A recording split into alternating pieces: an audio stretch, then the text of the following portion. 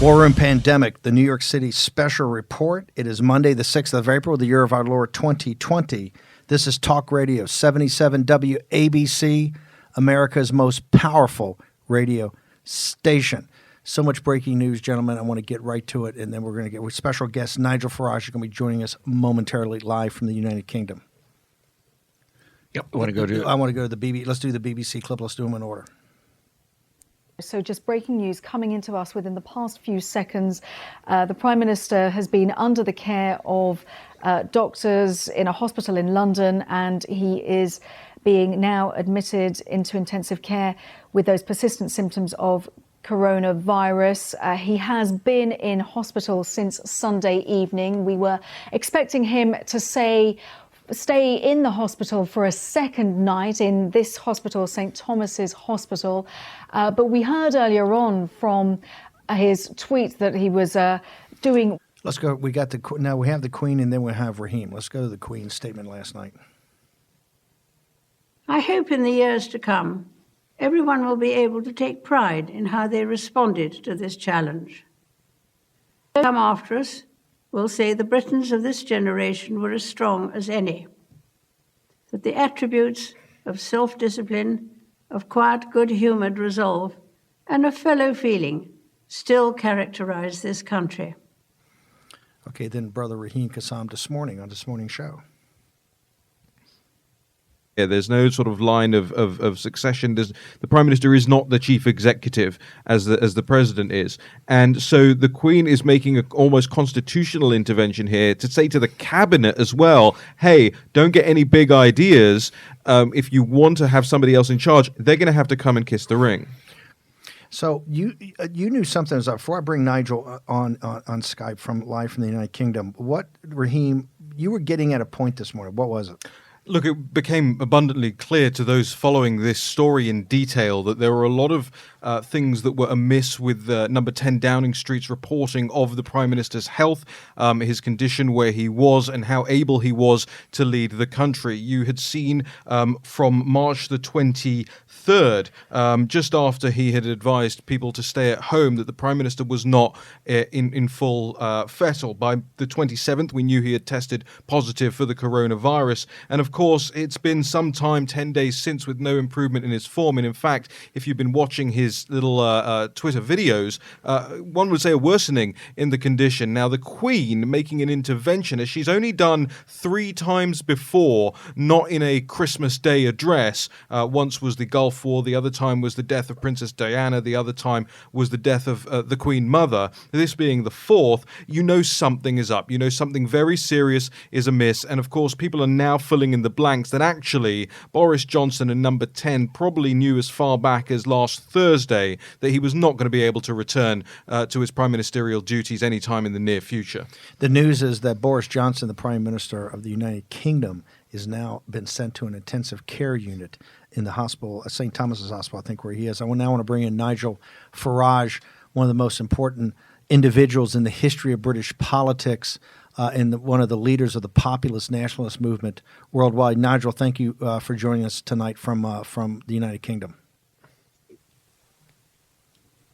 Thank you, Steve. Nigel, can you put this in perspective? What does this mean to the United Kingdom, and particularly in fighting this pandemic? Because Boris Johnson's government at first really had the attitude of having kind of the herd immunity, just let it rip. Can you put all this in perspective for us? Yes, I mean, when this became an issue, and let's be honest about it, we were much slower as a country to wake up to it than many others. Boris listened to a couple of scientific advisors who said we should go down the herd immunity route. And I was absolutely furious about it because I realized it would mean standing aside and just letting 500,000 people die without lifting a finger. So commentators like myself and Piers Morgan were screaming loudly. They then did a 180 on this, and we got the lockdown. But to be honest with you, I mean, let's just make one point here. I'm being critical of government policy. I'm not trying to kick Boris Johnson when he's down, but we have completely failed on the testing regime, which, of course, you're fighting a war without any knowledge, without any data or any information. And okay, we've had this lockdown now in place for almost 3 weeks. But what's been really shocking, Steve, over the last few days, including at 5 p.m. this evening, UK time, was Foreign Secretary Dominic Raab said, yes, the Prime Minister is in hospital, but he's still in charge of the government and running the country. And then we find out, an hour or two later, he's in intensive care. So at no point have the government been honest with us about just how unwell Boris Johnson is. Look, you said on your show, you have the most popular show on London broadcast company, LBC. You said today, I think at 3 o'clock London time, that you believe Boris Johnson already had pneumonia. Did you and the Queen know something in advance? Was this a gut feel of you? Why did you state that like at 3 o'clock in the afternoon? And I want did the Queen know something in advance, and that's why she addressed the nation? Because of the 3 times she's addressed the nation before, 2 of those were for major deaths in the royal family. Well, I mean, I knew that last week Boris had visited St Thomas's Hospital in London to go and have a chat and have some tests. So I realised since then that the situation was much more serious than we were really being told. Look, you do not go into hospital needing oxygen treatment with COVID-19 unless you've got a pneumonic problem. So, yes, I was speculating a bit on that on my radio show, but hey, that's proved to be right. Now, as for the Queen, we could overinterpret the timing of what the Queen had to say. There was never any doubt in my mind that at some point she would speak to the nation. She was giving a message to the country: please be sensible, please take this seriously, please be good-humoured, which I rather liked, because in a crisis we need to have maybe a slightly black sense of humour. Whether her comments were aimed at the cabinet, I think is more difficult to interpret. But just a quick thought on the Queen's broadcast. Raheem mentioned the fact that this is only the 4th broadcast in her 68 years on the throne. Do you know, Steve, when her first broadcast of the nation was? It was in 1940. 80 years on from her first broadcast, she broadcasted to the nation. And all I can say in this crisis is thank God for the Queen. Nigel, who is kind of confusing to us because your parliamentary system is very different than ours. As tonight, who's in actual charge of the British government during one of the biggest crises in the country's history? So the nominee is Dominic Raab, who is the Foreign Secretary. He is now the acting Prime Minister, and he's there because Boris, has said that he should be there. We don't have an elected president. We don't really have an elected Prime Minister. Prime Minister heads a party that wins a general election, but it's not a vote directly to be Prime Minister. And, we've seen in the last few years, Prime Ministers removed mid-term, a new Prime Minister voted for just by the MPs of that party without involving the public. So, we have a few peculiarities, I think, in our system. Last question, Nigel, if you had some constructive criticism or observations for the British government of what actions you think they ought to take given this kind of credibility problem they've had over the last 24 hours, what would it be? Start telling the truth. Stop lying to us and telling us that mass testing is on the way, that home kits are about to come to us when we find our testing levels are down near those of Iran. And when our Prime Minister is gravely ill, don't stand up and tell the nation he's still in charge and everything's fine. Tell the truth, even if some of what we have to hear in the next few weeks is grim and unpleasant. Be straight with the British people and they will respect you for it. Nigel, how can people get you on social media? Can you Twitter handle and how they get access to your radio show? Yeah. At Nigel_Farage. They can hook up with me there on Twitter. And I'm doing, just as you started with these broadcasts, I'm doing LBC. I'm also doing 4 or 5 times a week. I'm doing broadcasts on Facebook, on YouTube. So if they hook up with me on Twitter, they can follow my daily commentary on what's going on here. And, I was one of the first people, Steve, to call out this herd immunity strategy. We put a lot of pressure on Boris Johnson. Thank goodness he U-turned. But on a personal level, Boris is not a bad guy. Despite his Eton and Oxford background, he did back Brexit. And all of us, regardless of politics, tonight need to pray for him, because I've been told from people who work inside that hospital, Steve, that he is really very, very unwell. So he needs our prayers. Nigel Farage, thank you very much for joining us. You're one of the greatest men in world politics, and I think that's been shown through your history and recently calling out the leaders of the British people to do the right thing and get off this herd immunity. So thank you very much for joining us tonight. Okay, we're going to take a short break. We're going to continue with our coverage of the United Kingdom. Boris Johnson, we return WABC 77 WABC.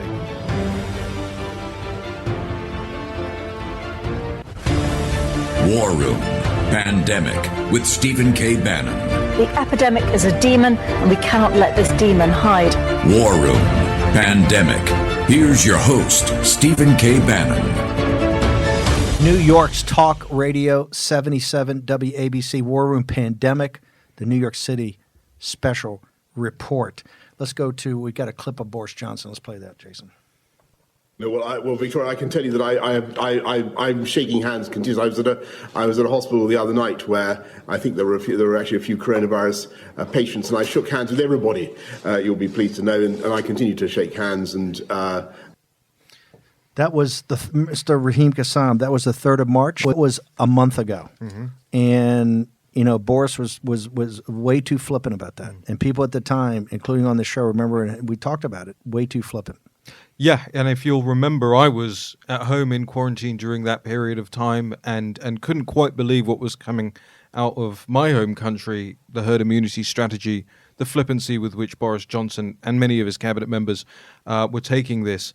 And also the broader British public, as a result of the lack of information or misinformation from the government, we're not isolating. We're still going out. We're still going into bars. Restaurants were still open. The country was left to this thanks to the poor response from its government. And as Nigel Farage just noted, and we're not, by the way, on a night when he may be in a very difficult situation. We're all praying for Boris Johnson. We all know him.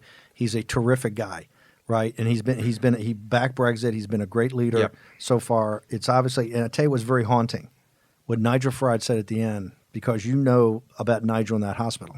Well, let me clarify as well, just in case people think I'm attacking Boris Johnson at this time. I'm absolutely not.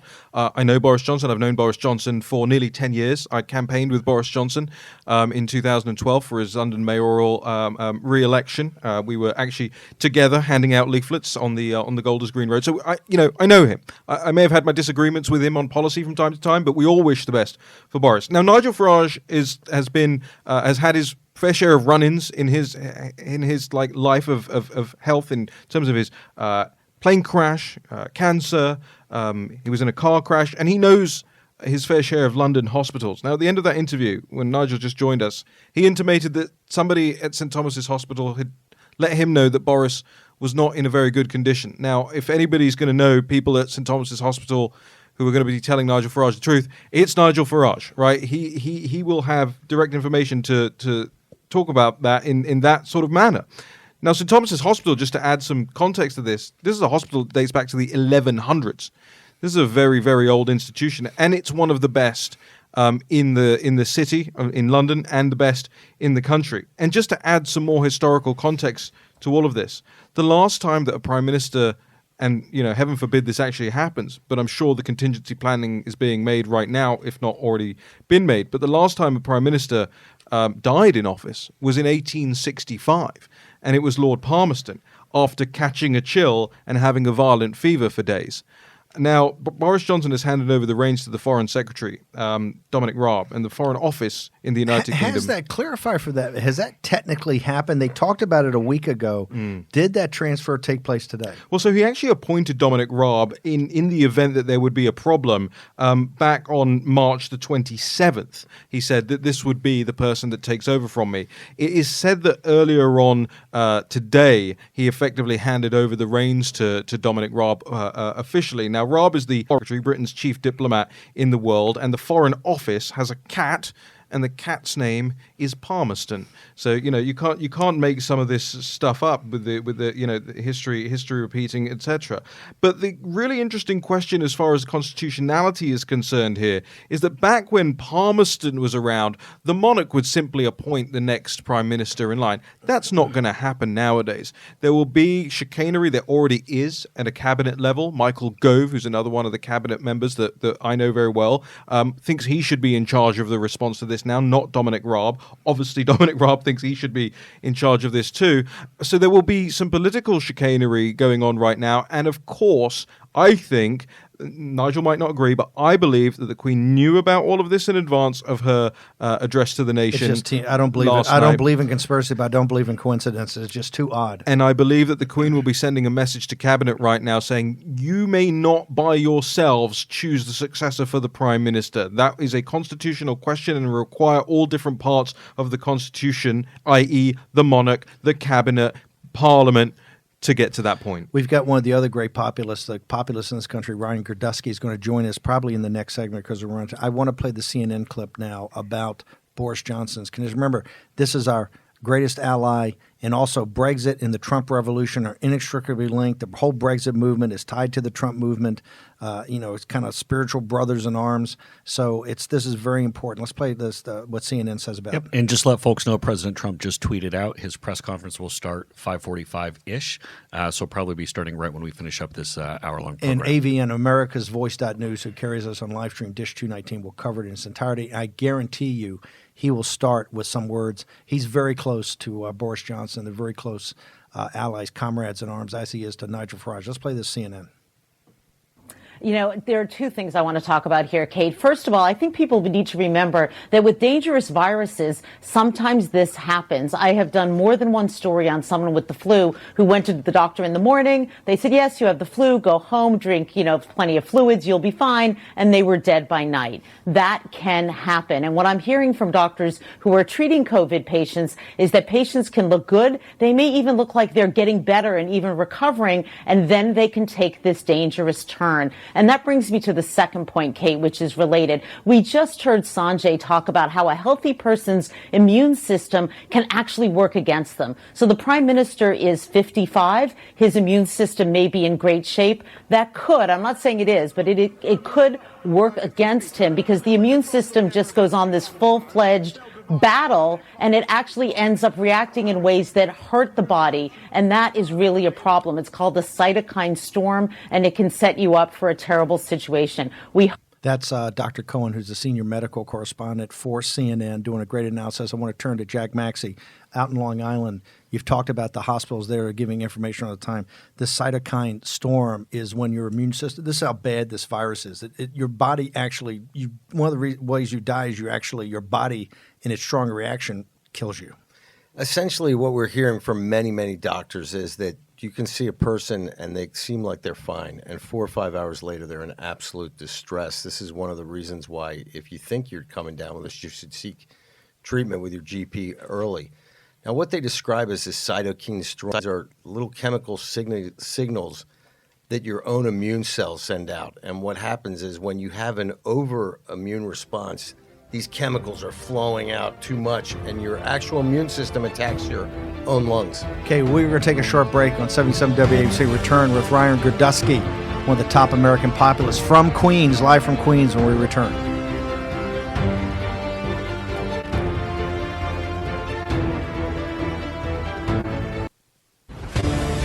War Room Pandemic with Stephen K. Bannon. The epidemic is a demon, and we cannot let this demon hide.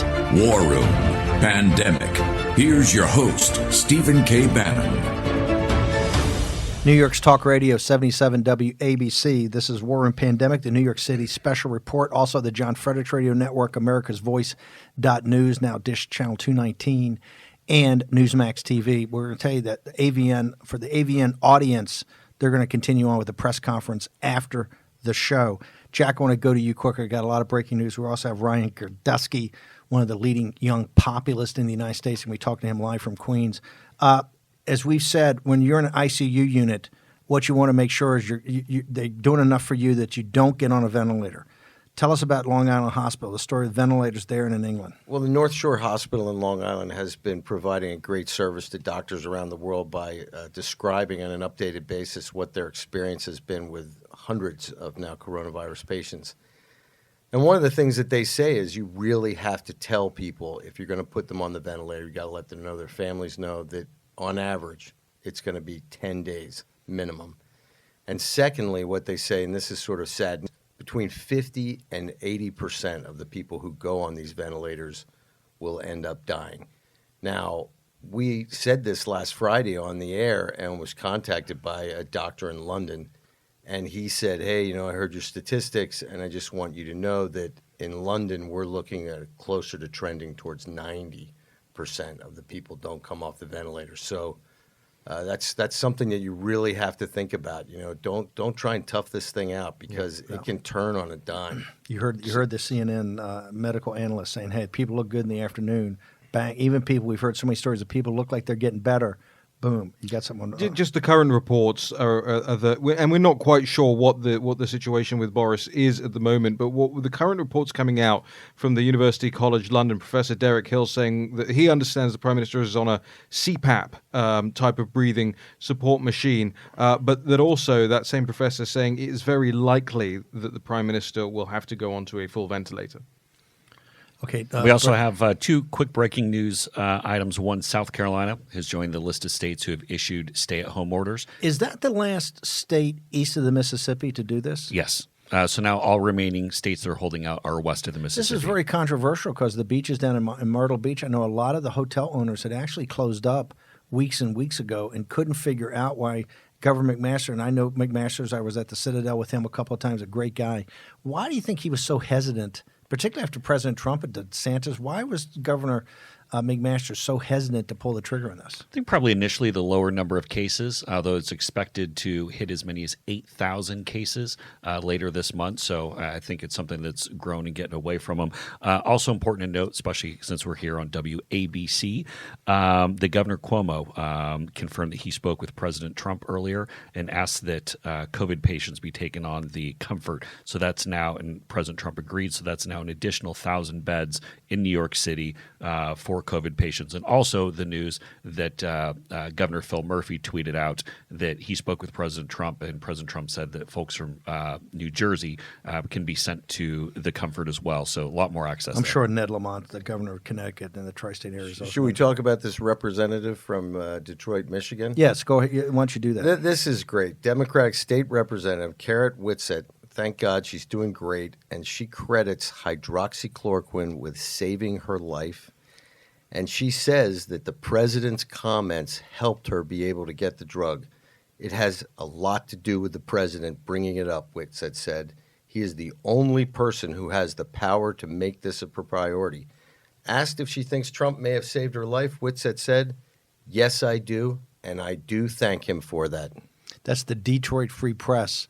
And neither the Detroit Free Press or Democrats out of Michigan are Trump lovers. So that comes from the bottom of her heart. I know the president tweeted out earlier about, wishing her the best. I would love to see her somehow part of one of these press conferences one day. Yeah, she could Skype in, right? Be safe. I want to go to Sanjay Gupta talking about New York City and he was on earlier with Jake Tapper talking about the apex, the top of when we get to New York City. It's very interesting how he phrased this. I'm wondering where you think we are in this virus, in the fight against this virus, in terms of flattening the curve. Is it state by state? What are you looking for? What are you anticipating? I've spent most of the weekend sort of looking at a lot of these models, talking to people who've been creating these models, some of the big ones, some smaller ones as well. I think if you look at New York and look at the country first as a starting point, then comment about the other cities. But New York, I think really the models do seem to suggest we have a curve. And when you look at these curves, you'll see that, there's these huge shaded areas because there's such a wide range in terms of what the modeling shows. But it does look like we are, still on the upward trajectory of what is happening in New York and getting closer to where people call the apex, but the apex is looking more and like it'll be a sort of flat line for a period of time and then come down, as opposed to sort of a single point in time. And the doubling time is around 6 or 7 days for New York. It's similar for the country, where you're also seeing 6 or 7 days. So I think the apex, or this flat top, will be sort of different time periods, but both within the next few weeks now, Jake. Next few weeks at the top, and that means you don't come straight down. And people got to remember that these apexes, whether it's plateau or straight, the second you're only halfway home. Well, I want to talk about this for a moment, because a lot of folks on Twitter, a lot of our conservative brethren, taking issue with the University of Washington study and saying numbers were off and this is all fake news, and don't believe this stuff. So the report came out back, I think it was on the 27th, I believe, is when we first brought it up and discussed it. I think it's March 27th.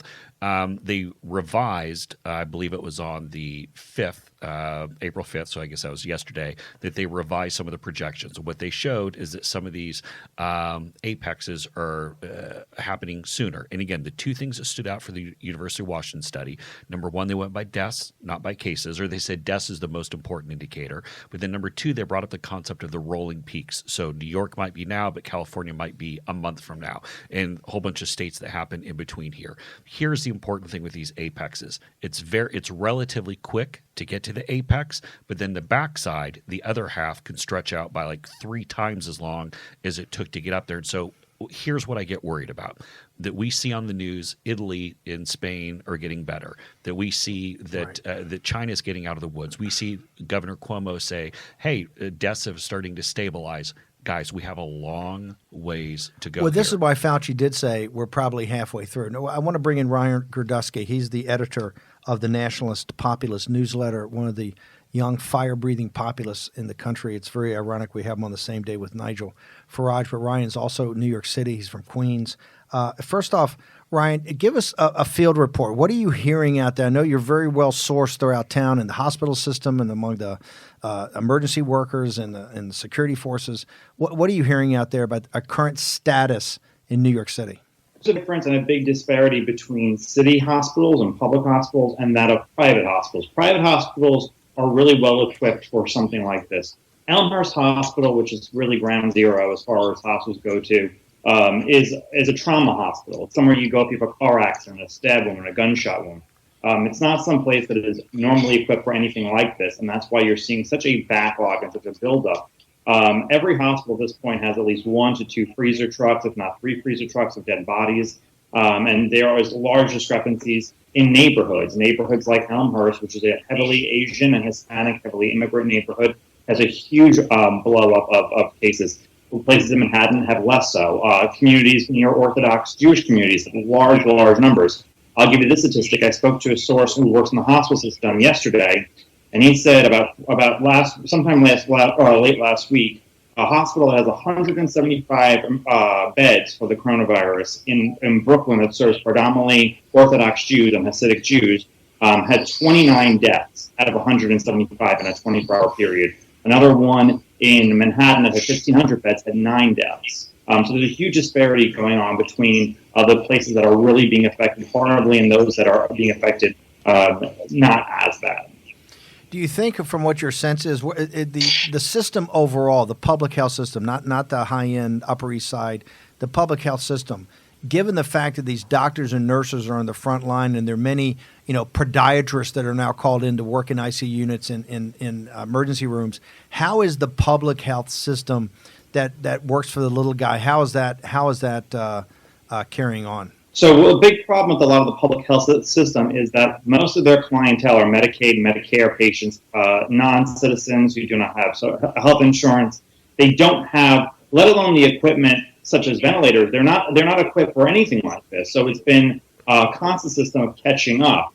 And a lot of the problems is you've taken nurses. A friend of mine who's a nurse in an outer borough of New York City. He's a cardiac nurse. He's never worked in an emergency room before. They put him in the emergency room for 8 hours, and normally a nurse would have 3 patients to a nurse. He had 8 patients to himself with no supervising nurse. And he told me all I did was just pray that I didn't kill somebody throughout the entire night because I had really was never put in this position before. I think that that's really a big problem. What you're having, you're hearing a lot of times now on the 911 call, if you're able to listen in on 911 calls, or sorry, not 911, but emergency calls between dispatches. They're having to spell out street addresses, and that's because other states are sometimes sending their nurses and first responders to the city to respond to all the deaths and all the cases of the coronavirus and how bad it is right now. Right. But that's really the disparity, is because public hospitals are not equipped for this. Ryan, we've tried to be very even-handed with Governor Cuomo and particularly Mayor de Blasio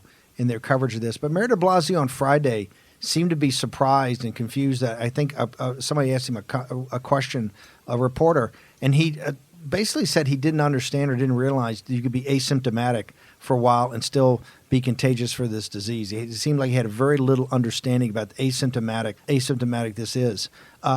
What's your assessment as a populist of how de Blasio is doing in handling this crisis? Well, aside from going in front of the press to attack the president, he has been nowhere. I mean, Mayor de Blasio was going to the gym while we were going into the throes of it. I want to put this into context for people. More New Yorkers have died of the coronavirus than 9/11. More New Yorkers have died of the coronavirus than all the homicides for the last 9 years combined. The last 9 years of homicides combined had less victims of the coronavirus in the last few weeks. That is the immense and complex situation we're in.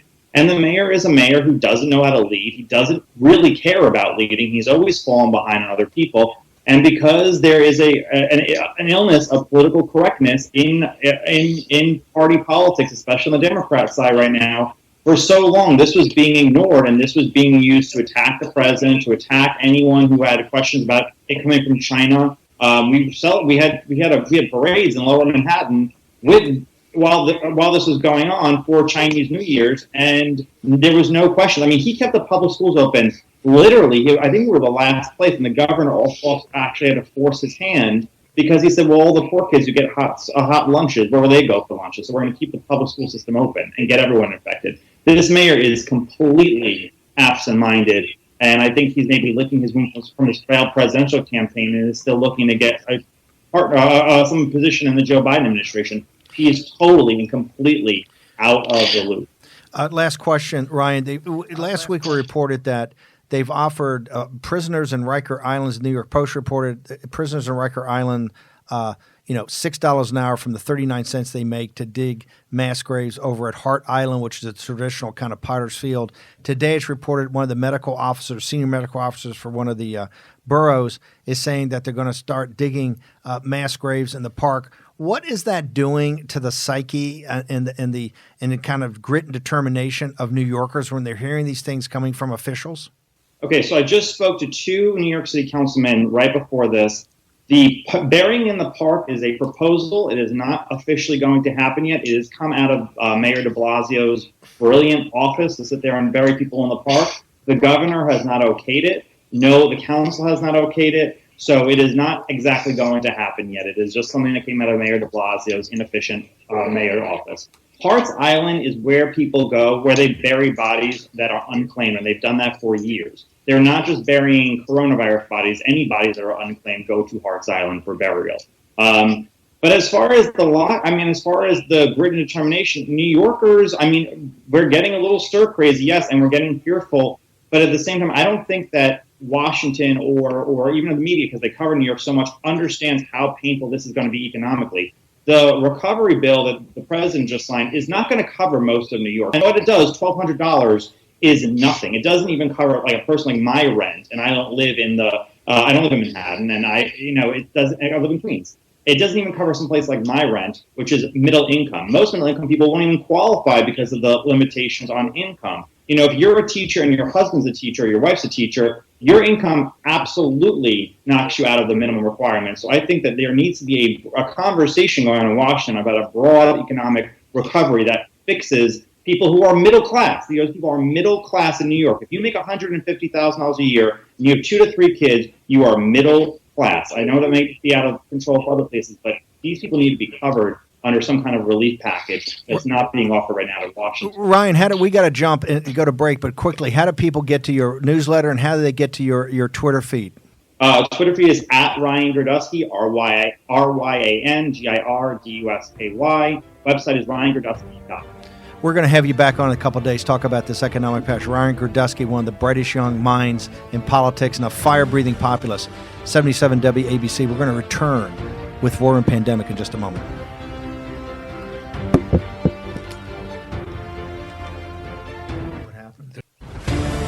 War Room Pandemic with Stephen K. Bannon. The epidemic is a demon, and we cannot let this demon hide. War Room Pandemic. Here's your host, Stephen K. Bannon. New York's Talk Radio 77 WABC. This is War Room Pandemic, the New York City special report. You can't make this stuff up. We started today live from London with Nigel Farage, but we had some great CNN clips they had to set up. Boris Johnson, and this is huge. Here's the reason it's huge. It's going to affect the capital markets tomorrow. They're our strongest ally. The Trump movement and the Boris Johnson, Nigel Farage, Brexit are inextricably linked directionally. And there's so many interconnections. CNN does a great job. We lead with a couple of their things. The president of the United States comes on to address the nation and the world. And I said he'd start with Boris Johnson. And CNN is not going to cover it. No, they have Wolf Blitzer up there flapping his gums. Then they go to a commercial break, which is at least like 4 or 5 Wolf Blitzer has no guts if he didn't tell the producer, we're going live to the White House. This is on Wolf Blitzer. It's like, Wolf, the favorite thing you like to say in life is breaking news. Guess what, Sherlock? It's breaking news. So go to the breaking news. Can I be even more, direct if possible about this? A man is in the care unit. One of the leading figures in the Western world has been hospitalized. We're waiting for the response from the leader of the free world, and CNN thinks we want to see the Skype cameras into someone's house opining about something else. CNN talks about institutions, how the Trump guys want to tear it down. Boris Johnson is in the same position of Winston Churchill in the last big war we fought together, and Donald Trump, whether you like him or hate him, is where FDR was, and he's talking from the White House. You owe it to the American people, so since they didn't play it, let's do it. I want to send best wishes to a very good friend of mine and a friend to our nation, Prime Minister Boris Johnson. We're very saddened to hear that he was taken into intensive care this afternoon, a little while ago. And Americans are all praying for his recovery. He's been a really good friend. He's been really something very special, strong, resolute, doesn't quit, doesn't give up. We have made tremendous progress on therapy. He's a friend to the United States. He's a friend to the president. He's a friend to the American people.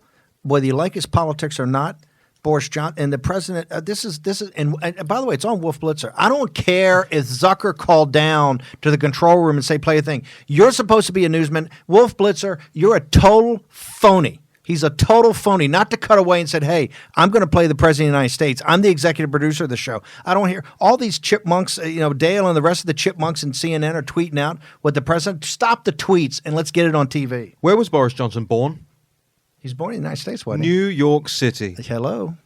And the CNN has not. Look, I've got a picture here. I'm going to tweet this out. Every network is covering the president apart from CNN and Russia Today. You're a media guy. How does Zucker, this just shows you the pure hatred they have of Donald J. Trump. Yeah, no, I mean, they've made a decision that they no longer want to be this down the center news outlet, that they want to be the ones who the whole facts first, and let's have the Chiron up on screen bashing the president at all times. This is just all about trying to make a point that they hate President Trump. Yeah, I mean, listen, we've said this so many times. CNN hates the president more than they love America. They hate the president, so they don't want to promote any possible alternative health for the American people. I mean, we're really almost looking at a kind of psychosis here in the press and in the opposition media and in the opposition of the Democratic Party. I mean, this is America, man. I can even understand if you want to cut away in the second hour for some of the Q&A, some of the combat between the reports. I got that. But when he steps up there, when our greatest allies, Prime Minister. Now they're going to Jim Acosta standing outside. He's not even in the room. No, he's not even in the room. Like, just total lack of give respect. the seat up. Okay, this is Blitzer. Wolf, this is one's on you. You could have had the profile and courage to stand up. Okay, we want to thank everybody at 77 WABC for putting us on. And Mayor Giuliani was the lead-in today. It's a great lead-in when we get to Mayor. We'll see you tomorrow at 5.